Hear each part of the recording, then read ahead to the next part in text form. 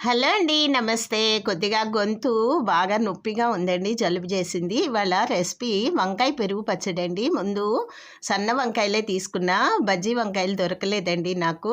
అవి oil apply చేసి చక్కగా కాల్చానండి పొయ్యి మీద. తర్వాత తగినంత పెరుగు తీసుకున్నాను ఒక గిన్నెలోకి. పెరుగు తీసుకొని వంకాయలు కాలినాయి కదండీ! పైన పెచ్చంతా తీసేసి ఆ పెరుగులో కలిపేసుకోవాలండి. తగినంత ఉప్పు కూడా వేసుకున్నాను. పెరుగుతో కలిపేసేసుకొని పక్కన పెట్టుకున్నానండి.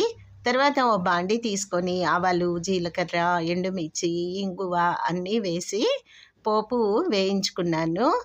కొద్దిగా ఆ పోపు వేగేటప్పుడు కొద్దిగా ఇంగువ వేశాను. తర్వాత పచ్చిమిర్చి కూడా వేసుకున్నా. ఓ చిటికెడు పసుపు కూడా వేసుకున్నానండి.